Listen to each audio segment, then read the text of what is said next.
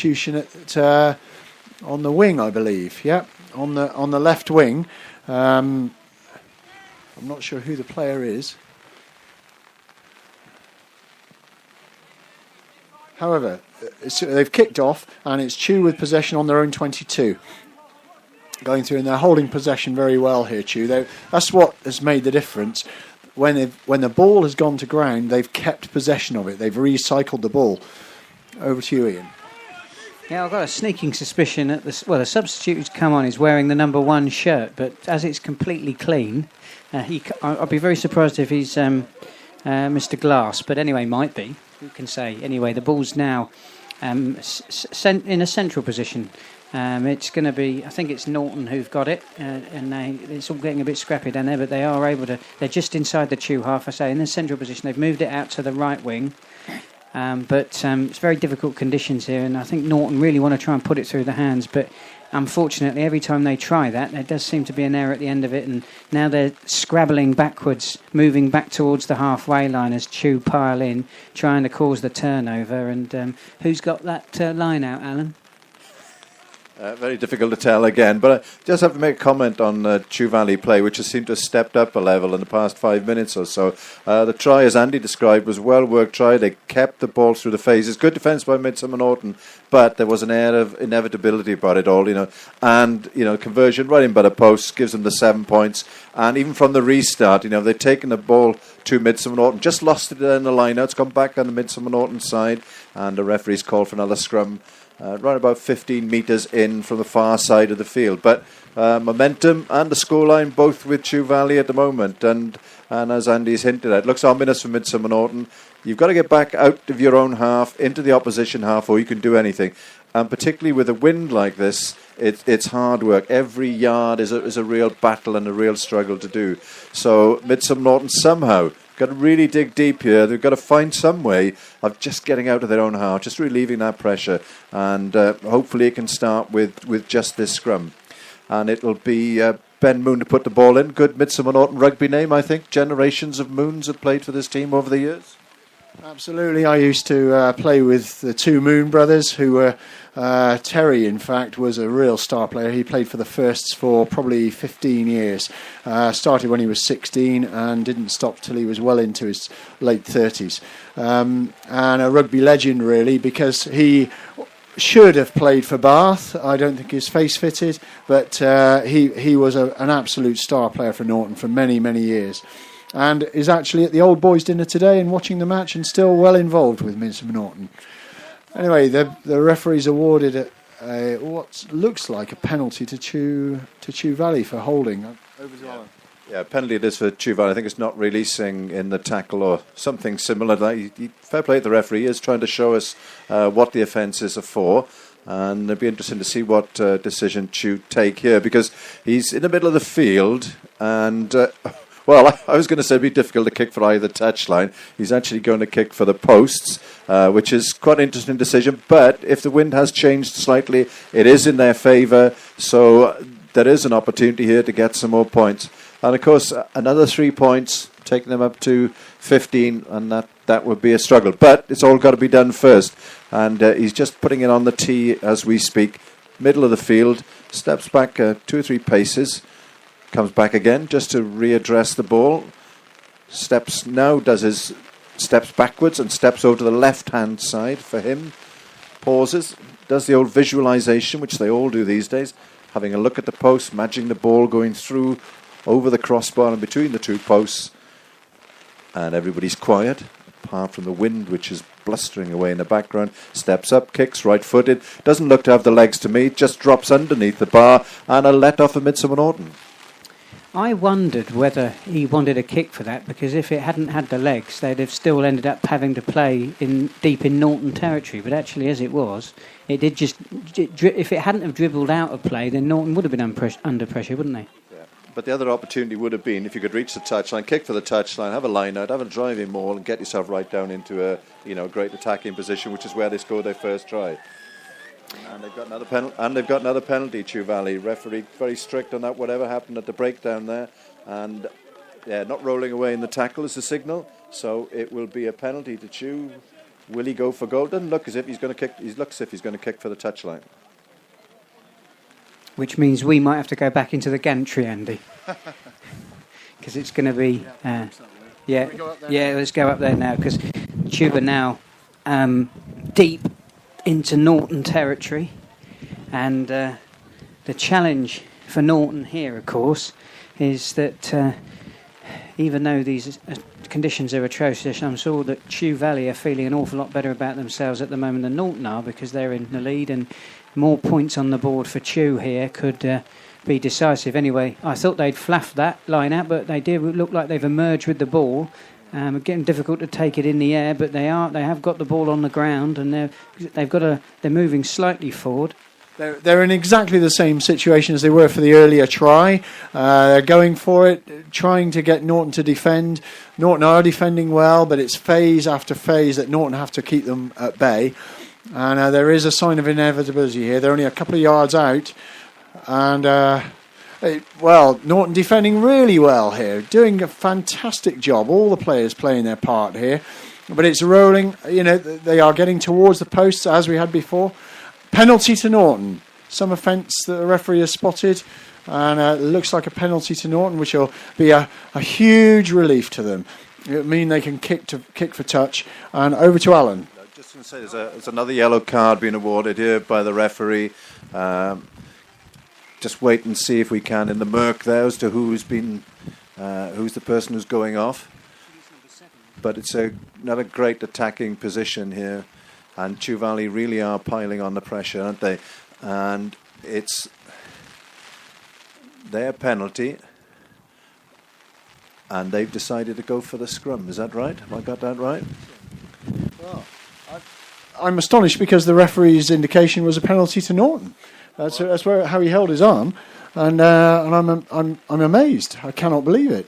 So it's a scrum to Chew Valley on the Norton 5 metre line, and Chew have the put in, and they've won the ball, and I think the referee's asking.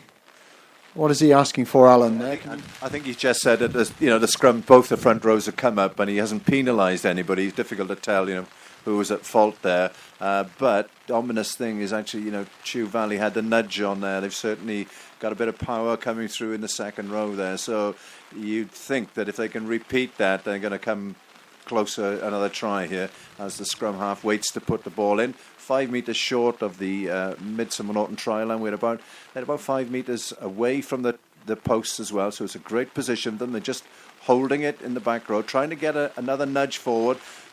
Players popping up on the Midsomer Norton side. It goes to ground. And I think there's been an almost inevitable knock-on. You can tell from the cheers, I think, that it's a knock-on. Who's going to get the scrum? We're just waiting for the referee to show us what's happening. I'd like to tell the listener, 1 or 2, 3, or whoever is listening this afternoon, we'd actually stood up on top of a table with 2 tables here, looking up above the crowd. The wind is still driving down, and the rain. Conditions are absolutely appalling, and we've got 2 teams here, both of whom are all jogging up and down, trying desperately to keep warm, and a very sizable crowd making up a really good occasion. It's a shame that the weather is just taking the edge of it for everybody, isn't it? And making it difficult for the players to demonstrate what they can really do here. Well, that's the impressive thing about this game today. Despite the weather, everyone is outside on the touchline watching the match. They could sit in the clubhouse enjoying a drink or so, but no, they're out on the touchline watching the match, getting absolutely soaking wet. So well done to all the crowd here. I've got a feeling there might be some sensible people sat in the clubhouse. But they wouldn't be able to see the game because the umbrellas are up here at Norton Down. And these 2 sides, the 2 best in the division, have enjoyed each other's company on 2 occasions this season. And I'm sure on both occasions they were playing a more expansive game than they've been able to today. So far, I would say that the match has been played in a very good heart. Both teams, there appears to be no niggle, no little fisticuffs or anything like that. The referees control it very well, and I think if it stays this way, then I think there'll be a good session in the bar afterwards, because both teams will be pleased with the way that the 2 teams have handled themselves. So, but this is a Norton have broken out from their own 5-yard line, and they've gone to the middle of the pitch on their own 22, and it's going out to the backs now. Oh, but it's been dropped again, and this is the problem. Trying to run it from your own 22, ball in hand, trying to pass it, you're going to drop it. Any comment there, Alan? Well, absolutely. I think there was a really good scrum. One of the forwards picked it up from the back row, was making good ground. All he needed to do is to really just drill the ball through on the ground, make the opposition turn, instead of trying to spin it out across the 3/4. Not the day and conditions for doing that, as we've said so many times this afternoon. But there again, it's easy for us. We stood here on the touchline. Well, actually, we stood on 2 tables near the touchline. I suppose one of the challenges that Midsomer Norton have got, though, in the second half is that you can't actually kick it down the pitch, can they? So if they're going to get out of their own territory, basically they've got to run it. Well, that's why Alan said he should be doing grubber kicks through the opposition backs to run onto it. It makes the backs turn. You've got the advantage of them having to turn and speed up again and pick up the ball and go. Grubber kicks are the ideal ploy in these conditions. Even if it goes wrong, the opposition have to pick the ball up on the ground, which, with the mud and everything on the ball, makes it very difficult. Now Chew Valley have the ball very close to the Norton line, about 5 metres away. They're trying to spin it out to the backs. No, they got stopped by Norton. Good Norton defence here, good tackling, and they're going again here. It looks as though, looks very ominous for Chew Valley. Are very close to getting over the line here. Over to Ian. Yeah. So Chew piling on the pressure on the Norton defence. It has to be said that Norton are defending manfully. They're putting in a real stout effort on their own line, keeping Chew out, and they've pushed them back now 5 yards. So they've stopped the momentum. They're really throwing men into the tackle. And I think actually, if anything, Chew Norton are going to be the ones who emerge with the ball. They do, but it's been kicked along the ground now. Norton have managed to pick it up. They're playing over on the far side of the pitch from where we are here in Norton, which is opposite the clubhouse, and over to the touchline. Norton are slowly, inch by inch, moving Chew back. It's difficult to see both teams exchanging possession and knock-ons, but no, Norton do have it, and they're trying to run it. As I said, they were trying to run it then, and they were being brought back, and I think there's been an infringement. Well, again, Norton trying to run it from their own 22. They're not going to get out of the situation if they carry on doing that. It's very difficult to run through the opposition in these conditions, because you're going to drop the ball. Someone is going to drop the ball. Alan. Yeah, I think the chances are that if you can string more than 2 passes together, you're doing really well in these conditions. So you've got the occasional offload is going to work. That's going to help you gain territory, but kicking behind the opposition is going to be a lot more helpful. So Norton, where they've been for the past 10 minutes or so, it feels like. I think deep down in there, close to their 22, it's a Chew Valley scrum, pick up off of the base, scrum half whips it up into midfield, good tackle in midfield by Midsomer Norton defence, driving the player back. He's trying to twist and turn, lay the ball back, which he does, out on this right hand side. Number 10 chips just over the top, bit too deep by the looks of it, but good tactical kick. And although Chew will have lost the line out here, they stay where they want to be, Andy, which is right down in the Midsomer Norton 22. Absolutely, that was a good little chip kick there by the fly half, because it landed in play, and so as the ball went out, it means that they got the line out where the ball went out, rather than where the fly half kicked it. If it had gone straight into touch, Norton would have then had the advantage. So it's a Norton put in. Line out on roughly the Norton 5-yard line. You can tell, I keep mentioning the Norton 5-yard line. The pressure that Norton are having to undergo at the moment is phenomenal. Chew Valley have been camped out on their 5-yard line now for what, certainly within the 22, for what seems like 5 or 10 minutes. So, And I think there's a cumulative effect to that, which is you're constantly tackling. Tackling saps the energy out of you. So when you come to the scrum or the line out and you're constantly defending, it's very difficult to do. So it's really testing Norton's fitness, determination, motivation here. Ball goes into line out, beautifully taken by the second row. I think it is. He's taking it down. Forwards are around him. The wind has got even stronger. The rain is lashing down further, and the ball pops up. It's kicked up to towards the 10-metre line. 2 forwards take it back into contact. They're driving forward, just slipping the ball between them. That's good play. Taking them up towards the 22. Scrum half flings the ball out into midfield.